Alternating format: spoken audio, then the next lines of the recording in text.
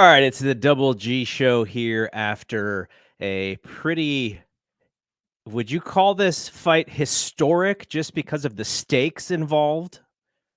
Yeah, I would say this is a pretty historic fight for its undisputed heavyweight champion in 25 years. Now, wait a minute, Garrett. You said the last time we were here that the next time was going to be Jake Paul versus Mike Tyson. Now, what is going on? I know. I thought about it and then I realized that this was a historic fight and I kind of had to watch it. Now, if I should have done a better job because what happened is we had bought tickets to see Imaginary Friends, the new Ryan Reynolds movie. Mm. We have my stepkids are here this weekend. So we have them every other weekend, but so we're like, oh, let's go to the movies. And then I totally forgot that the fight was going to be in the afternoon and not in the evening for me. So I was like, oh no. And then I was checking in with you to make sure that the main event hadn't started yet. So I literally got home, bought the pay-per-view, and then some rappers started rapping. I'll be honest, I genuinely didn't know who that was. It was, I mean, at some point, I guess they had to do something with the whole Ring of Fire gimmick, and I guess that was their whole deal, just putting a giant jumbotron across the ring with. It's Rita season in Saudi Arabia. When is it not at this point? All right, what are we talking? What are we talking about? We're talking about Tyson Fury and Oleksandr Usyk. The last time that we chatted, you were not 100% convinced that the fight would not get pushed back again. It did not, though. My buddy Dewin, and I actually wanted to get your thoughts on this. So originally, the fight got pushed back. Was it because did Fury get cut in sparring or something? Was that the reason? I think it was. I think that was someone got hurt. Someone got hurt, and I think that was. I think it may have been Fury. I'd have to double check. So my buddy Dewin, who people who have been listening to me forever know Dewin, he said, he kind of had his little conspiracy theory after seeing Fury weigh in. He thought that maybe Fury was a little heavier than necessary and needed a little bit more time to lose the weight. That was his conspiracy theory because of how lean. I mean, he's not a lean man, but he came in lighter than usual. And I know some people thought he kind of looked gaunt at the weigh-in, so they were a little worried about him. But I mean, today during the fight, he was pretty fantastic for a good amount of it. So I don't know, that didn't seem to be a problem, but yeah, I found the whole thing, and you were even speculating, we'll see. There's so many politics involved in this. That we're not sure that this fight's going to happen until they actually get in the ring, and they got in the ring today. Yeah, and also listen, anything can happen in boxing where a fight will get postponed. We just had not too long ago on the last Jake Paul fight, Amanda Serrano was going to be the main event, and then we find out like 30 minutes before she was supposed to fight, oh hey, she kind of messed up her eye because of some hair gel, and we just didn't announce it until like 30 minutes before the fight. So that again reaffirmed my belief. Nothing is ever assured until we see the two fighters in the actual ring. Yes. So this fight, when it came to the stakes, like you mentioned, for the undisputed champion, the politics of boxing, the ABCs of these promoting companies make it so hard for these types of fights to happen. They're supposed to have a rematch, and we'll get to kind of what happened and how Usyk won the fight. But is the rematch even going to be for the undisputed title? That is the how much money we're talking now for the rematch for Usyk? Like what, $20-30 million at this point? So basically, and I kind of hinted this on the Discord, with the Fight Game Media Discord, but basically, for those of you who don't know how boxing works, or at least at the pro level. There are four sanctioning bodies, the four main sanctioning bodies: WBA, WBO, BC, and IBF. Every sanctioning body at one point has their own set of mandatory challengers, or number one guy that the champion must fight. And when a guy has more than one of those world titles, there's kind of like a informal rotation system that's like, okay, this sanctioning body, they're gonna get their mandatory out the way first, and so on and so forth. Now, because we're gonna get a rematch, or at least that's what everything's leading up to now, there is kind of a worry right now that, hey, maybe it won't be for the undisputed championship. The IBF, who has a mandatory challenger in Feld Hergovich, they are the strictest when it comes to enforcing their mandatories. Then they don't care who their champion is. If the IBF gives you a deadline, fight our mandatory challenger, and if you don't, we'll strip the title.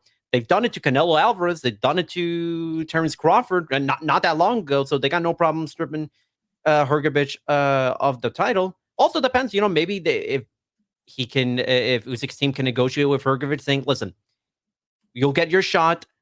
Or whoever's going to be champion, you'll get your shot after the rematch. We'll just pay you a step aside money." I mean, we just saw. I mean, WBC, they got a new mandatory challenger now in Agi Kabayel, who was on the undercard today. He's now also next in line to fight Usyk, hypothetically. And then Anthony Joshua, he's number 1 ranked by the WBO. So there's a good chance by the time we get to October that Oleksandr Usyk might not be the undisputed heavyweight champion, quote unquote undisputed, because he's not going to be holding all the 4 titles. But in everybody's eyes, he is the number 1 guy, unequivocally the guy in the division.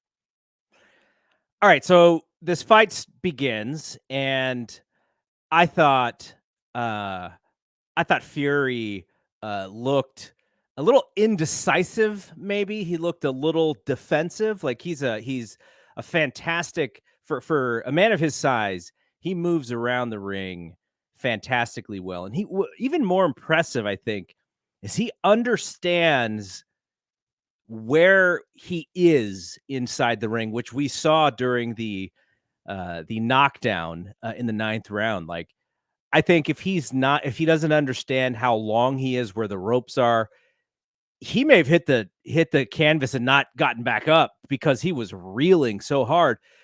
But I'm so impressed at just the body control, because you look at him and he doesn't look like he's in fantastic shape. He's always been a little loose around the body, but just his knowledge of self in his size and knowledge of ring, being sort of a ring general. And I thought he kind of overdid it in the beginning. Like there was this feeling out process where, I was just thinking like, man, the little guy's kind of taking the fight to him and he's backing him up in the corner, and Fury's trying to make it look like that's where he wants to be so he could try and do some rope-a-dope stuff. I don't think it really worked. I don't think anybody really bought it. And then just like that, boom, Fury is able to turn it on in the 4th round and really just takes the fight over. Like, what did you think of the beginning stages? Usyk being the smaller man, taking the fight to the bigger man, and then almost like in a snap of fingers, Fury just being like, okay, enough of this stuff. I'm going to take control of this thing. Usyk being the one taking charge at the start of the fight, it almost kind of felt like it had to be how Usyk was going to win the fight, because he was the smaller guy, and so he can't. In a fight where back when he was at cruiserweight against guys similar to his size, he didn't have to be the one taking the initiative, because the other guy would just try to do that, and he would just outbox and outjab his opponents to a victory. But this time now at a heavyweight, it's obviously going to be a little bit different. And so what I thought at the beginning with Usyk taking charge, I thought Fury, like you said, it was a bit of a feeling out process, because it didn't quite look like those first 2 rounds that Fury really had an idea of his range and what he could do and what the timing of Usyk's punches was going to be. And I thought that, but like the rope-a-dope stuff, I mean, it didn't clearly work. Clearly, Usyk was not taking the bait, or at the very least, Usyk was able to see through what Fury was kind of trying to do. Because I mean, with other fighters, I mean, he pulled, Fury pulled that kind of like that little thing he does in the corner where he got both arms and he's just kind of like shaking around. Like he did, it may have worked with guys like Otto Wallin, but for Usyk, It wasn't gonna work. So, I think once Fury kind of found his range, then the game plan of I'm going to fight basically the entire fight off the back foot and let Usyk come to me. And because I have a much longer reach, I can just use the uppercut and try to work the body and land some big hooks on Usyk. And it did work for a while. But, Usyk is such a dynamic fighter, an absolute mastermind of a genius in the ring that he was able to eventually figure out Usyk and able to find the holes in Fury's defense to be able to take control of the fight. Then, as Fury kind of took control a little bit, I thought he took a couple of rounds off. Now, that could have been because of fatigue. It could have been because maybe he thought, he was ahead. He could have been, maybe being a little bit too cute with things. And, Usyk is pressing him and he's making him work. And I thought he gave away a couple of rounds after he had sort of taken control. And, the thing about scoring this fight, and I was actually interested in your feedback on this. When you are scoring a fight, a heavyweight fight, and it's two guys who are generally the same size, I feel like it's much easier to see who is landing the better shots, the cleaner shots.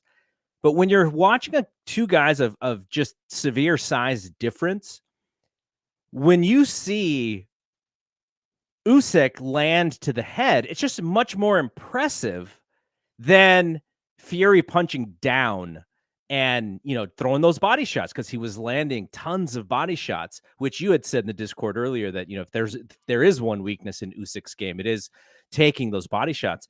And so, like, the oohs and ahs when it came to, what's lands higher on the impressive scale, to me, those Usyk shots to the head were more impressive than Fury, like, throwing, hooks to the body. So in some instances, I felt, well, maybe I'm giving Usyk a little bit too much and not scoring enough for Fury. So then I was watching for more things, but then he'd land another big shot to the head and you'd see Fury kind of roll around against the ropes. I found that some of these rounds were hard just because of the dynamic of the size and the little man punching the big man just being more impressive. And you can go back in history of heavyweight fights to where the one that comes to mind is Michael Spinks and Larry Holmes, where both of those fights, they were hard to score because it just, every time Michael Spinks hit Larry Holmes, you were like, oh my gosh, I didn't think he was going to be able to hit him. What's going on here? And it just looked more impressive. Yeah, indeed. And to your credit, I mean, look, this is stylistically, these guys are very different. Physically, these guys could not look any more different. Usyk is very small, 220, and Fury is this absolute giant of a man who was 40 pounds heavier than Usyk and was coming in much lighter than usual. And so when it comes to scoring that fight, eventually you have to really do break it down to the four elements of scoring a fight: effective, clean punching, ring generalship, defense, and effective aggression.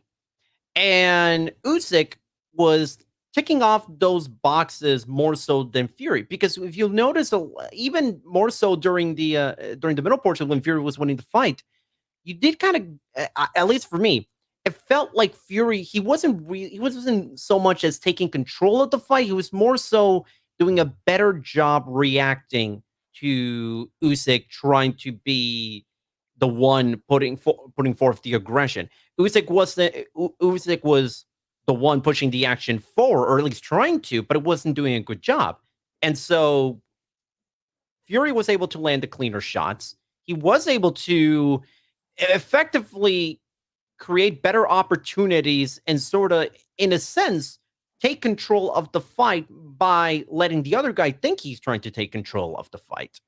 But eventually, it didn't work out because, as you kind of alluded to, he did take off rounds in the middle portion of the fight, and I think it was I believe it was the seventh round. There was the end of the seventh round where Fury was winning for the vast majority of the round. And then he started taking the foot off the gas pedal. The moment he did that, Usyk rocked him a little bit, not enough that where Fury was hurt, but you can kind of now sense a bit of a momentum shift. And then Usyk just started dominating the fight from that point onwards, which leads to that incredible ninth round that Usyk had. Yes. So we get to the ninth round, and for about, I don't know, 2 minutes and 30 seconds or so, I thought it was pretty close. I may have leaned towards Fury, and then all of a sudden, Usyk knocks him off balance, and so, like I said, Fury's a big dude, so in order for him to stop his momentum, it probably takes a lot of effort.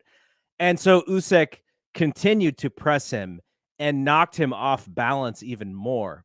And this is where, if Fury wins this fight, this is kind of like the underrated part of the fight, because he is so off balance and he is being held up essentially by these ropes, but also the knowledge of where he is and where he can lean on and where he can stop himself, and then he gets tagged again, ends up in the corner, and he's about to like sit in the corner, like he's going down like as if he's going to sit.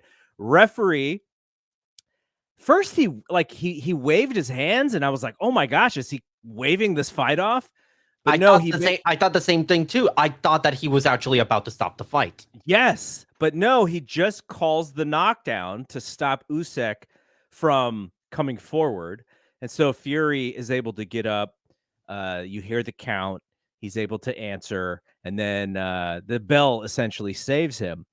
And, this is everything, little thing about luck or whatever, the 30 seconds. Had Fury actually come back to win this fight, I think people would be rewatching this round to see, okay, should he have stopped it? What's going on here? Is it a save by the bell? And then going into the 10th, I thought Usyk kind of let him off the ropes there a little bit by not pressing him as hard as he could have, because Fury is probably 20 seconds from, if there's 20 more seconds in that round, who knows, he would have maybe have been able to be stopped. There's only 60 seconds until the next round, so he's got to quickly get his faculty straight and get back in there. And I thought that was an opportune time for Usyk to just press him, but he kind of did, and then he pulled back. But let's go back to the knockdown. Tell me what you thought about the knockdown, and then about Usyk's strategy in the 10th round. To me, it felt like that was the consequences of Fury kind of letting the foot off the gas pedal. And I don't think Fury, as great as Fury is, I don't think he's as skillful enough of a tactician to be able to immediately think on the fly for a way to sort of get back into the game to avoid getting knocked down. And I think Usyk was, first of all, I was very surprised, or not very surprised, but a little surprised that Usyk wasn't trying to go for the body shots pretty much for the entire fight. And instead trying to go head hunting. And it did work, because I think what happened is Fury was so focused on basically trying to box off the back foot that he really wasn't focused so much on defending upstairs. And so because he wasn't doing that, I think it created the opening for Usyk to land those shots to stun Fury. I think ultimately, I didn't have a problem with the referee not stopping the fight. I think Mark Nelson did a good job at sort of letting things kind of go through and then ultimately giving Fury another chance. You say 20 seconds? I think 10 seconds. I think if there were 10 more seconds, I think Usyk would have stopped him. But as for the 10, I was saying it on our Discord. Usyk did, yes, let Fury off the hook a little bit, but I think it was out of caution, and I think it was because he understands that, yeah, Fury may still be wobbly, but he's still a guy 40 pounds heavier than me, much longer, and does have power to sort of stop me on a moment's notice. So I think he was trying to approach it a little bit more intelligent in a way where he tried to sort of keep outboxing Fury, because while Fury may have sort of been given a chance to recover, it wasn't so much to the point where Fury could be as effective fighting off the back foot as he did in rounds 3 through 6, because he was still hurt. So I think Usyk's game plan was, okay, let's take the 10th and really dominate Fury, at least boxing wise, to at least get that round on the scorecards. And then whatever happens in the 11th and 12th round, if I could stop him, that'll great. But if not, then at least Fury is still not fully recovered to the point where he can easily win back the rounds that he lost in the second half of the fight. So I think Usyk was trying to sort of play a little bit more cautiously and trying to go for the long game instead of trying to go for the immediate knockdown. Because how many times, Garrett, how many times have we seen fighters basically at their wits' end, they're hurt, and they just land a miraculous shot to win? I mean, what is one of the most famous moments in boxing history? You know, Meldrick Taylor, Chavez, Julio Cesar Chavez. I mean, I think Usyk was smart enough to sort of recognize that he doesn't want that to potentially be in play, and so he'll just sort of let the foot off the gas pedal just a little bit, but not enough to where Fury can fully recover, but at least keep an ongoing steady pressure on Fury so that he doesn't get back to comfortably boxing like he did in 3 for 6. So the scorecards, and I'm going to read the scorecards, the split decision, and then go backwards a little bit because I'm interested in how you scored the last round or the last 2 rounds. But the scorecards were 115, 112 Usyk, which was my score, 114, 113 Usyk, which was your score, and a couple of other folks in the Discord who were watching live. And then the one that made it the split decision was 114, 113 Fury. Now, how did you score the 12th round? Because on I'm wondering on the 114, 113 Usyk, if because my thought was as we get to this 12th round, the fight is so close that both guys probably have to feel like they need to have an impressive 12th round. And not saying that, it may be a little reckless to go for a knockout when you know you have a mandatory rematch coming. But at the same time, the fight was so close that I thought, they should have gone for it a little bit more. But at the same time, they're really tired. It was a fight in which I'm sure both guys were not feeling great going into that 12th round.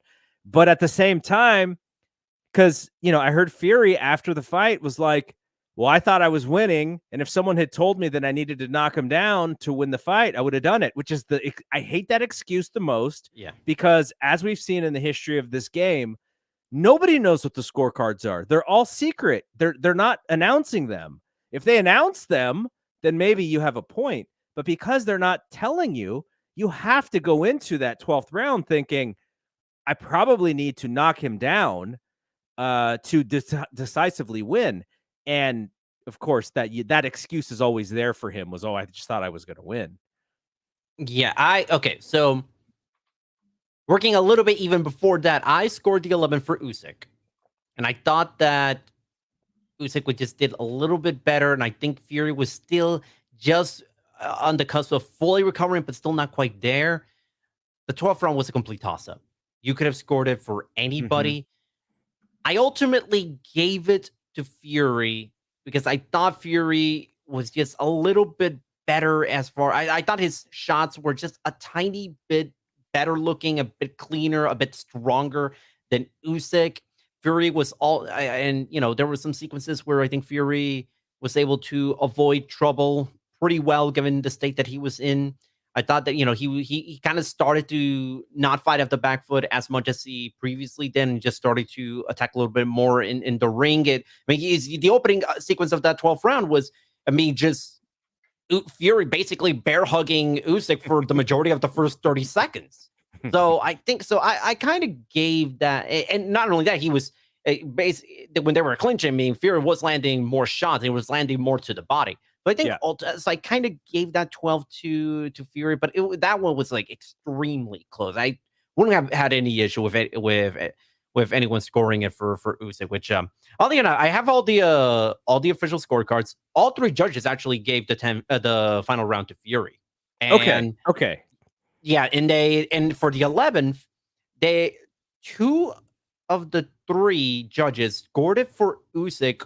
One gave it for Fury, and oddly enough, the one that scored the 11 for Fury was actually the one that was not the Fury scorecard. Got it. That's interesting.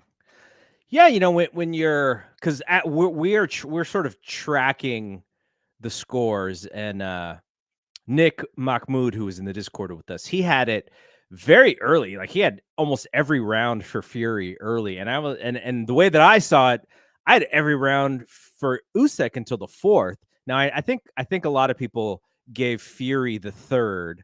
Um, and so, just knowing what we were looking at in the Discord, I was like, "Oh man, I can't imagine what these real scorecards are going to read." I don't think anybody is seeing this exactly the same. So, which again, kind of to my point of Fury, saying, "Oh, if I thought I needed to knock him out, I would have knocked him out." Whatever. That's just he's just saying that for his own ego, I guess.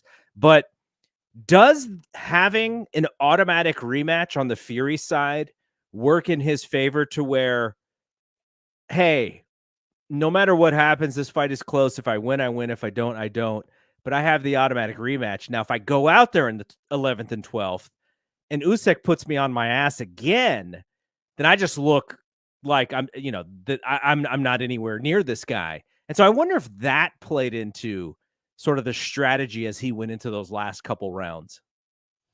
I would actually kind of think it would have the opposite effect because we've seen Fury dropped, and we've Yes. seen Fury dropped many times in a fight, and he was able and in those fights he was not able to he was not able to get out with a loss. He still came out with his record relatively unscathed. And I'm talking about the first Deontay Wilder fight, which ended in a draw.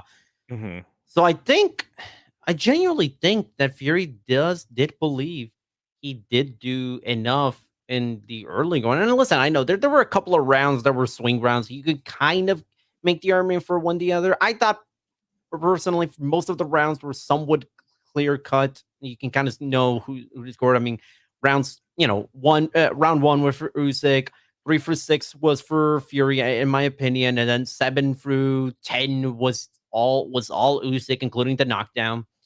So I do think that Fury kind of did believe that. I don't think the rematch kind of played in his head. I know that was like the immediate thing he went to towards the other fight, aside from the really dumb comments about Ukraine, but don't need to get into that right now.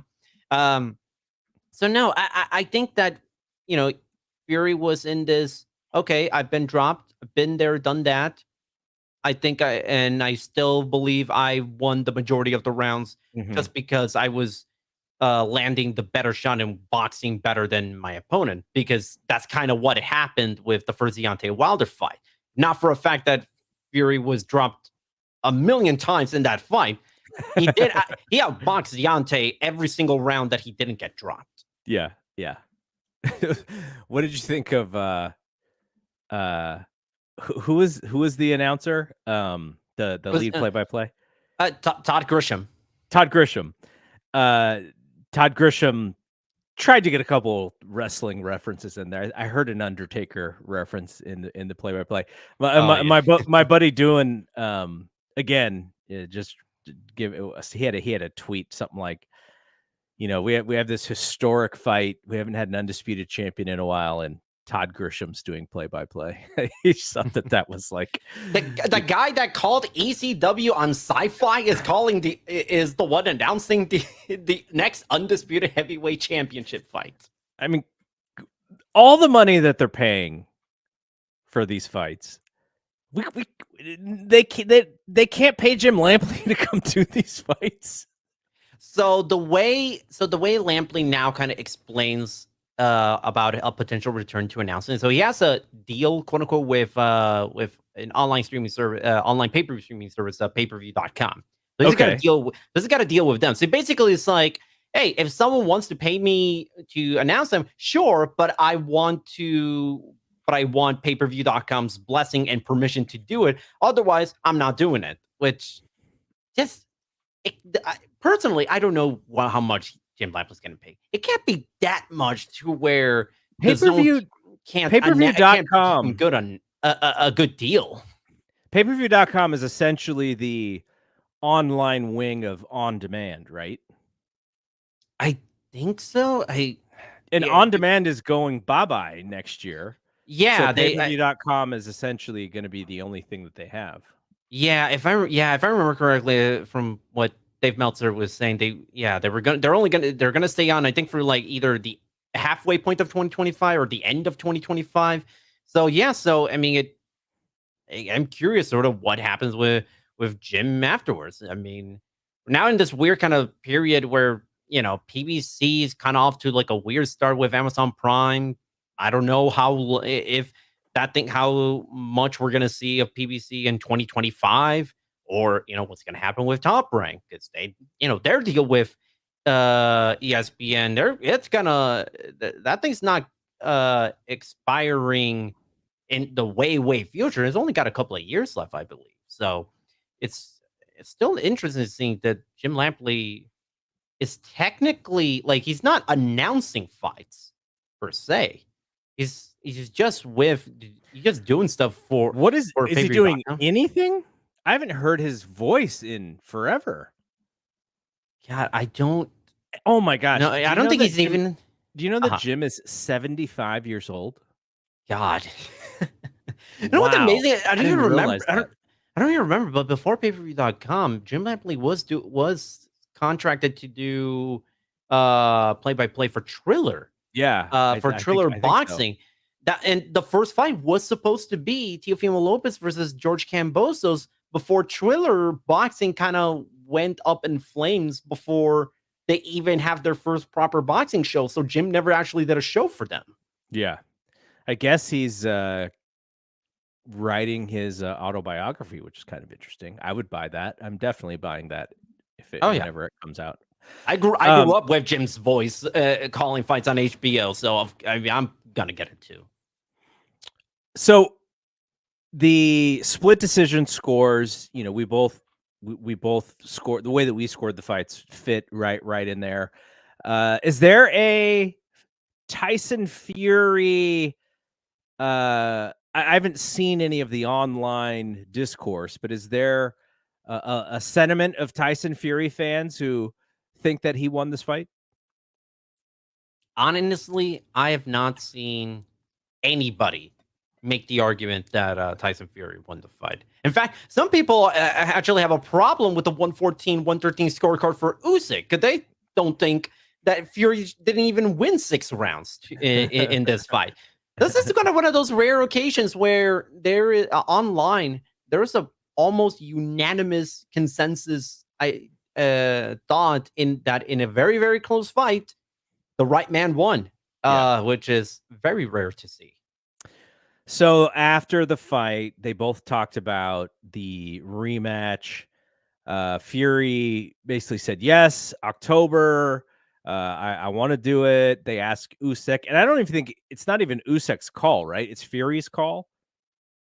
No, I guess technically it's Fury's call. The rematch clause goes both ways. So if Usyk had lost and he wanted a rematch, then the rematch would have happened. But I guess I think essentially, if Fury says no, I don't want to fight again, Usyk is not going to say no, mandatory rematch. No, he already won. So essentially, it is Fury's call.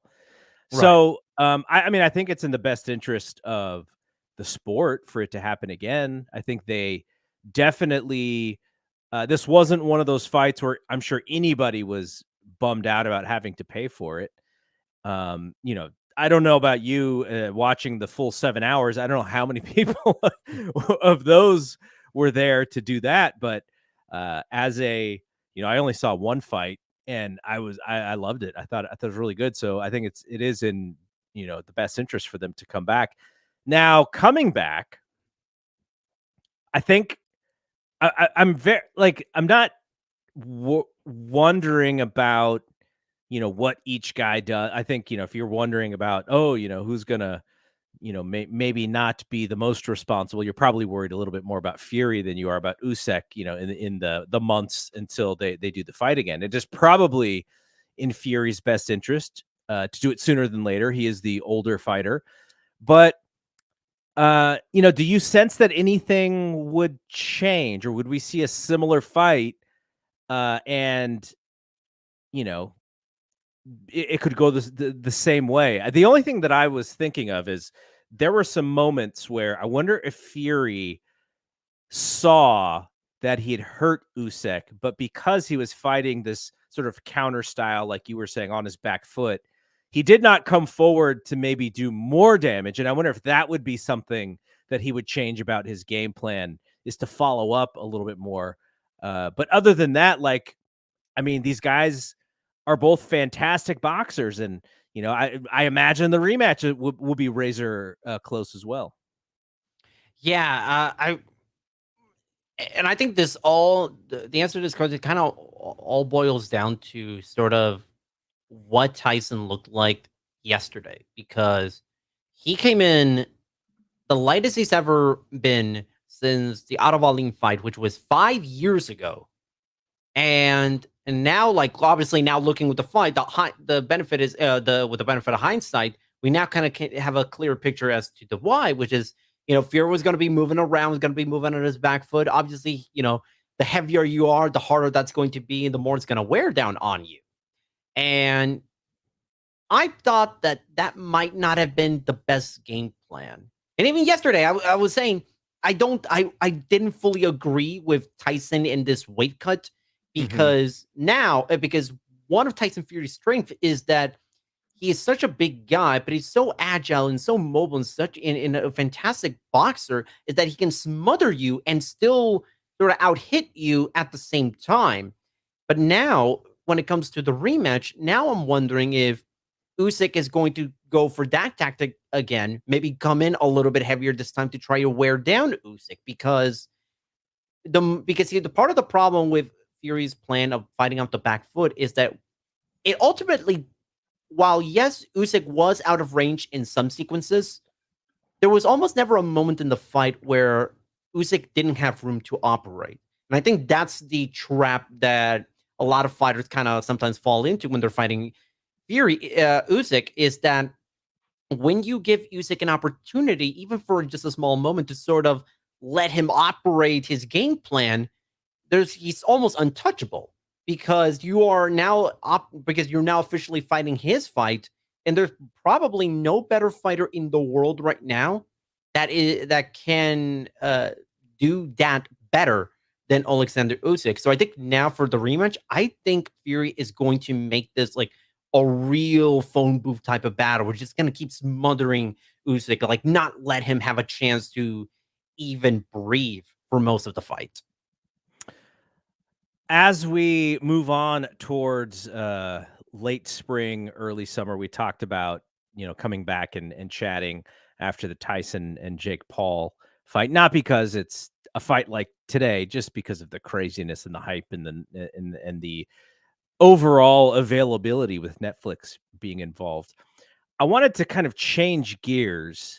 We have a 15-20 minutes left. I wanted to change gears a little bit because there's this discussion around pro wrestling about media and how you should cover pro wrestling, and the content creators have kind of become a larger part of overall media in that space.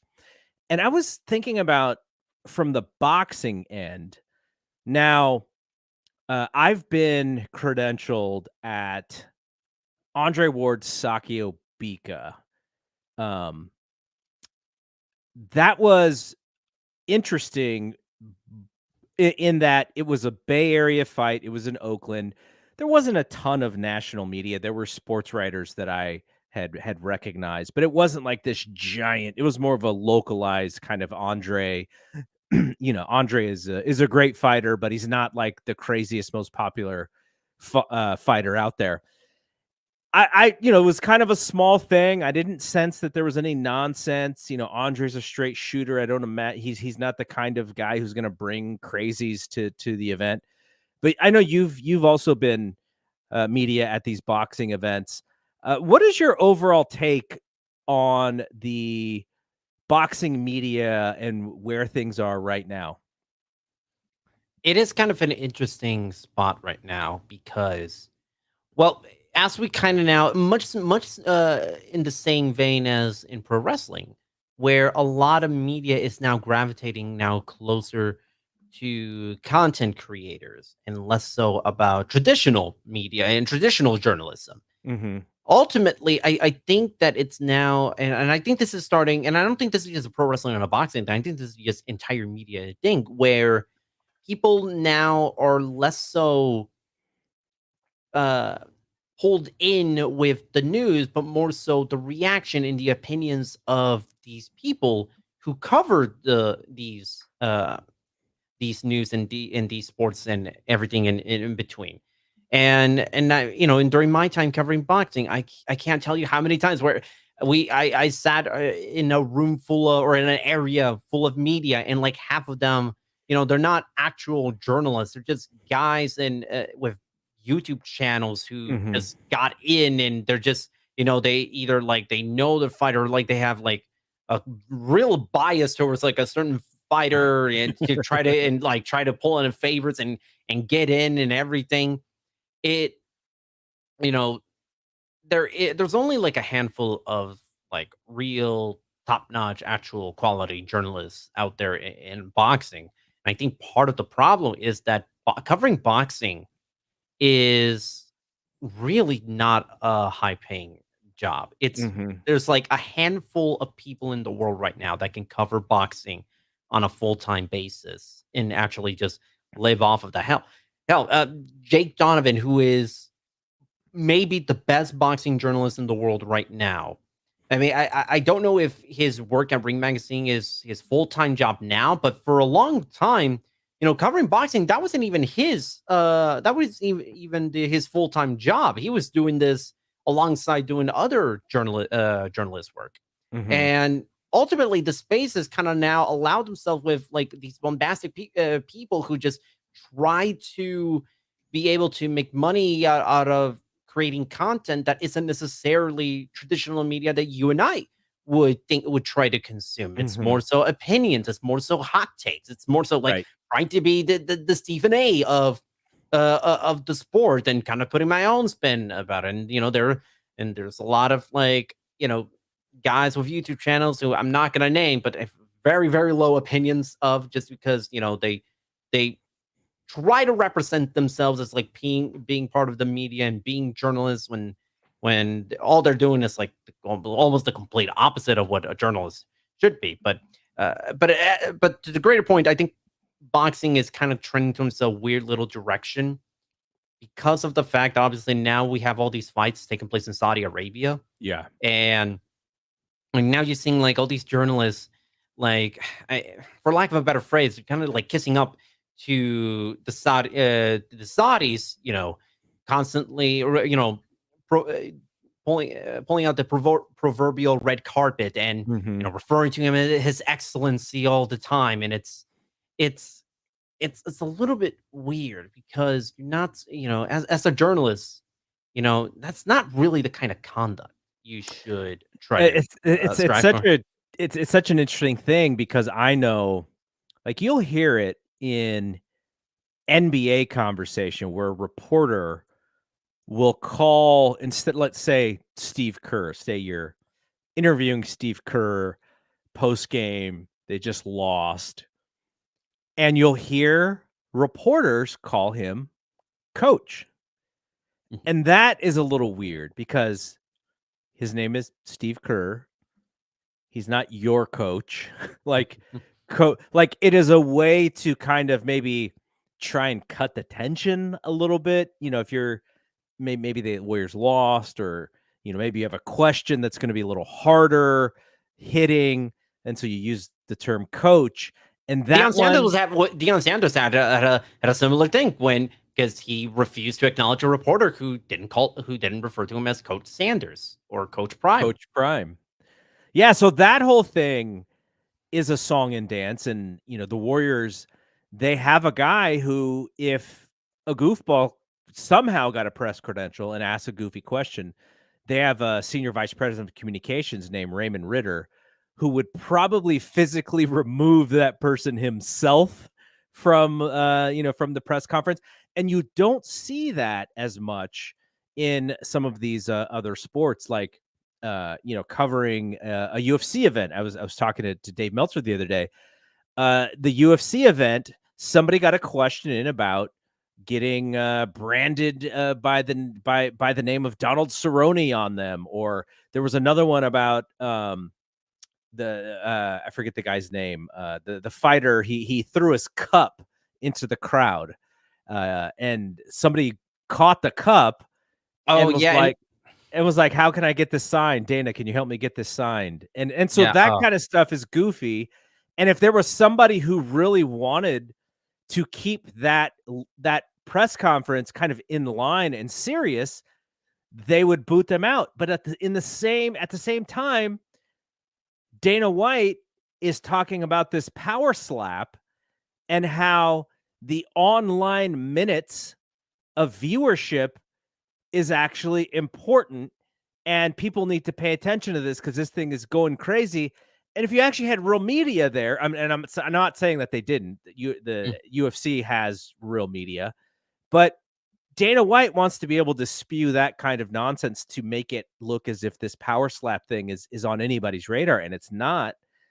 And not that many people are going to call him out on that nonsense. So, also at the same time, what does the sport want out of the coverage? Does the sport want like real coverage, or does it want essentially PR?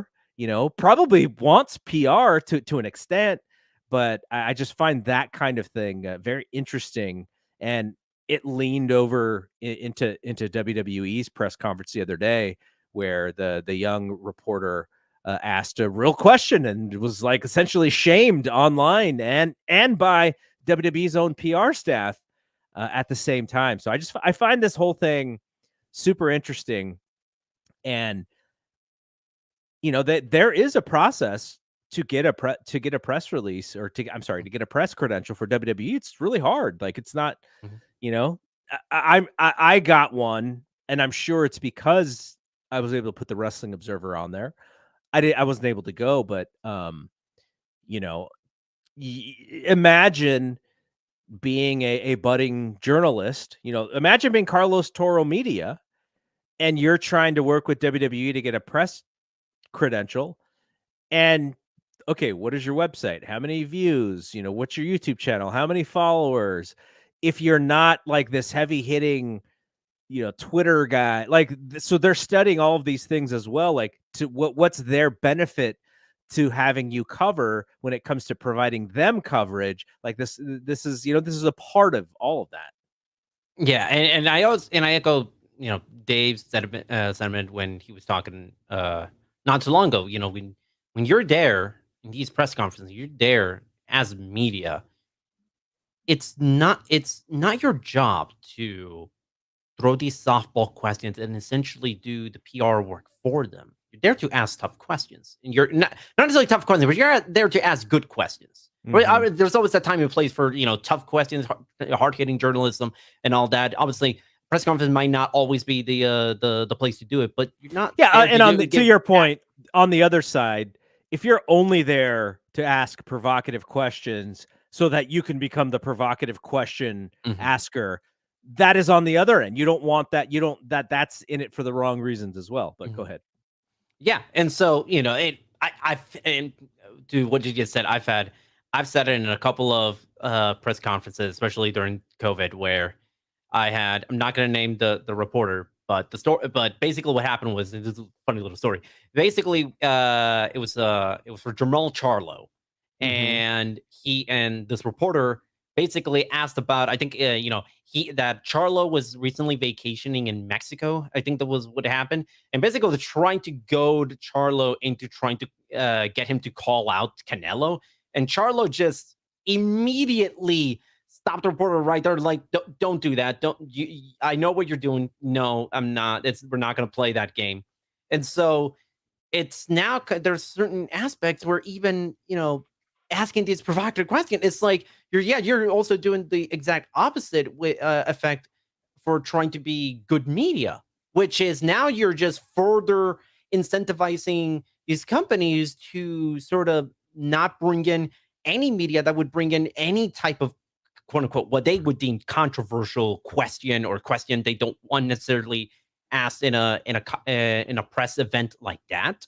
So ultimately, I think part of the problem is there's no media literacy, and journalistic ethics is something that's like it's being taught less and less, because now the way people consume media is through these personalities, and they try Mhm. to mimic what works for them. Because in being provocative and giving hot takes, that's what's getting the views, that's what's getting the clicks. Not asking about like such and so incident, or like such and so controversy, in a way to try to cover it like a news story. That's not what's gravitating people towards the content and to the product. So I think that's part of the problem, is that journalism is not being taught enough where these people can cover these events how they should. Yeah. Did you see the Netflix Jake Paul and Mike Tyson press conference? There was a kid. He looked like he was, I don't know, like 13 years old or whatever. And he asked Jake Paul and Mike Tyson who had the bigger body count. And Uh, Mike Tyson just kept saying, "Where's this kid's mom? Like, what is yeah. going on here?" And to that point, though, is that is the clip that goes viral on Twitter. Not even for better or for worse. For worse, because it entertained people. But at the same time, if you're trying to show that this event and that they're actually making it a real fight and not an exhibition, if you're actually showing that it's a real sporting event, those are the questions that you need to sort of weed out. Like, And on the opposite end, there was in that press conference, there was another reporter who I thought asked a very valid question, where basically, to paraphrase, he asked a question to Jake. Jake, you keep saying you want to be a legitimate boxer and you want to be a title holder. When are you actually going to make that process and not doing these gimmick fights? mhm. And Jake turned it around and said, are you saying that Mike Tyson is a gimmick?" Now he's basically trying to turn Mike Tyson on the reporter, and basically, the reporter was I'm not trying to call Mike Tyson a gimmick. He's 53 years old, so like that to me, I think that's a very valid question. Yeah. Jake, you keep proclaiming you want to be a legitimate boxer. Fighting a 53-year-old Mike Tyson is not being a legitimate boxer. Yeah, it's an absolute valid question. And all Jake has to say to be to be honest with the media or with that question is he gets paid way more money for these gimmick fights than he would if he was facing the number 17 contender in the weight class and kind of trying to go up in the rankings. There the risk of getting beat by the number 17 contender to basically kill off any value that he has to the media is not worth the reward of what he can do and what he's doing now. The thing about it is, if this freak fight stuff stopped working, then he would have to sort of figure out what he's going to do. I don't imagine, he may try and get like a a fight against a top guy just to then know that he's going to get beat and that will be his last payday. But I don't, there's no reason for him to actually do this for real, because part of the problem with boxing today is when you have these really great fights, you don't have the marketing arms behind these fighters to actually tell us why these guys are great. And I know, people talk about, the UFC being like this, this monopoly on the MMA game. I'm not defending them in any way because they don't pay their fighters nearly enough, but you actually do have a marketing machine and an advertising machine behind the people that you feel are actually relevant and could be superstars. You are putting money, you are putting dollars behind those people to show your audience that these guys are real. And nobody's doing that for boxers except for boxers. And unless you are, unless you have a great team behind you, what is that machine like? We talked about last week, or last time, David Benavidez and Canelo. Well, part of the reason why Canelo is probably not that keen on that fight is because Benavidez is real, but he doesn't have a real name to anybody outside of the boxing world. And so, there's this ecosystem problem that boxing, currently has without HBO being a partner, without, any broadcast television being a partner. It's really hard for these guys to advertise themselves or to market themselves to create a name.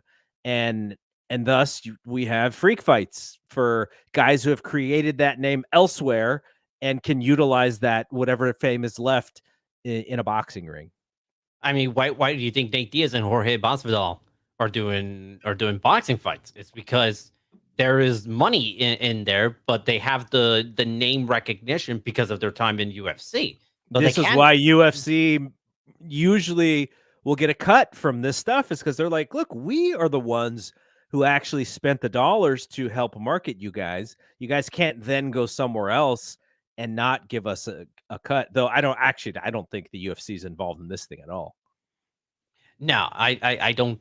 I'm pretty sure they're not. But yeah, ultimately, I think that and it goes back to my earlier point when they don't when you don't have that marketing machine behind you, what do you fall on?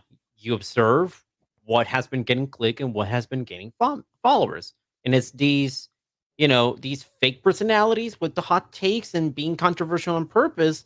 And some of these fighters, they fall into that trap of trying to do that, and instead they just end up just being, these phony people on Twitter where they're just not doing where the attention needs to be even on their actual boxing career, but more so just being names out there.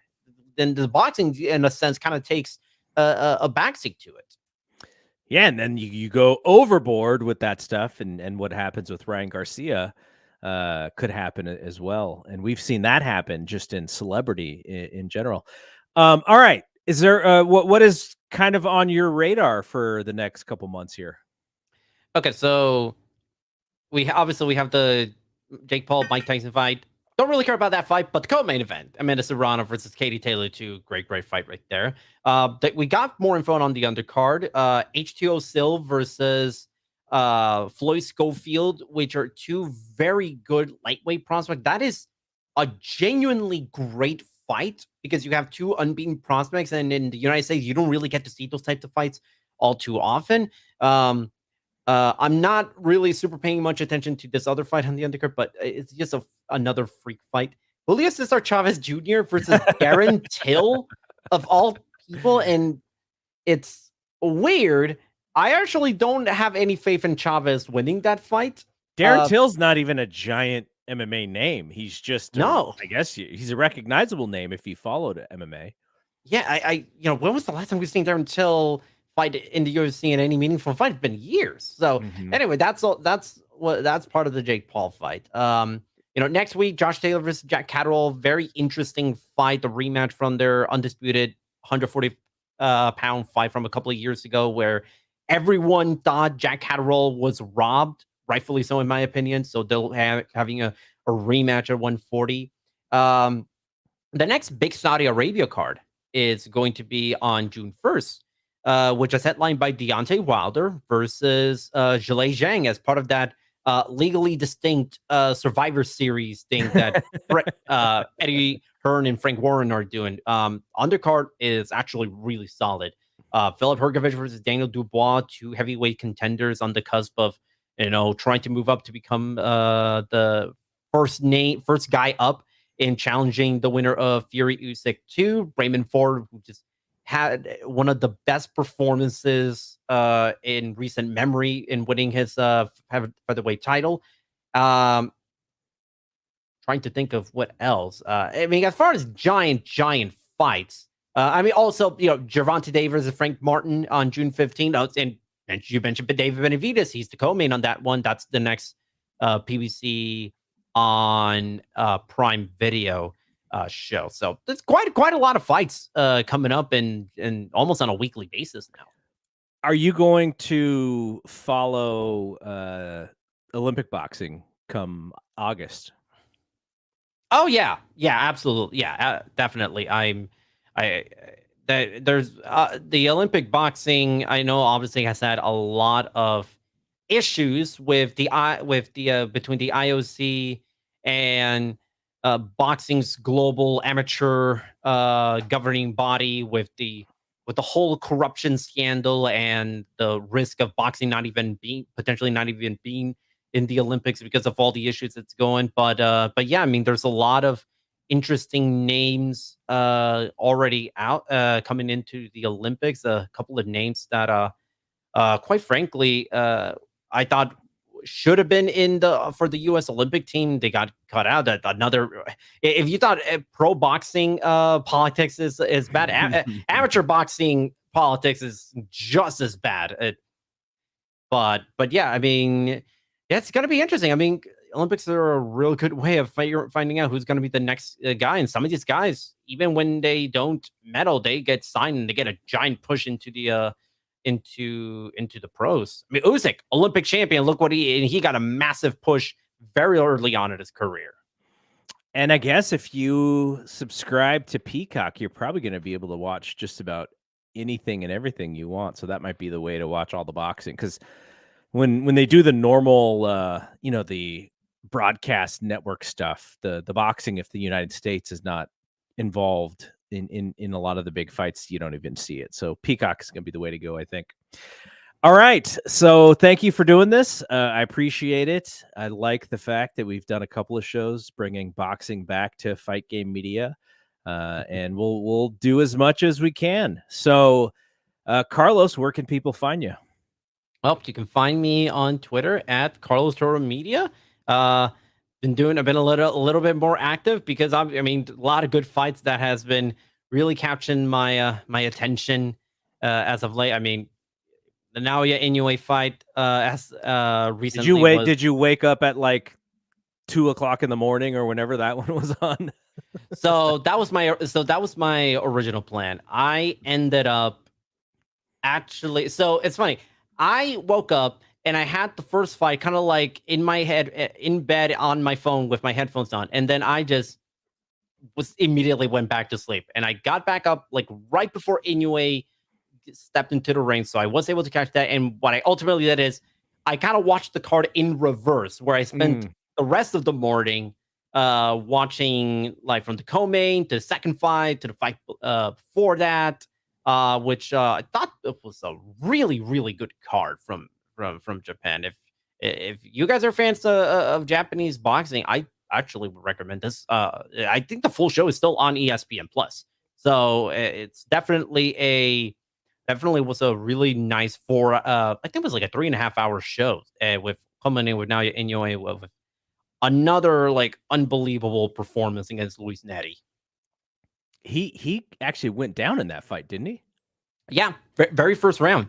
Where he caught a real strong left hand from Luis Neri, went down, and then just immediately went to work and dominated the rest of the fight. Funny enough, Naoya's brother Takuma was on the undercard, and his fight almost went exactly how Naoya's fight went, where Takuma was dropped also in the first round, and Takuma ended up winning the fight. That's funny. Yeah. Only difference is Takuma's fight went to the scorecards. It didn't end with a TKO win. Is he a prospect as well? No, he's a world champion. He's the WBA bantamweight champion. He's holding one of the belts that Naoya held when he moved up to his current weight class, that's super bantamweight. Okay. Yeah, so when Naoya was undisputed champion bantamweight, he went to super bantamweight, dropped all 4 of his belts, and Takuma ended up winning one of them. Wow, that is what a talented family they have. All right. So yeah, that'll be it from here.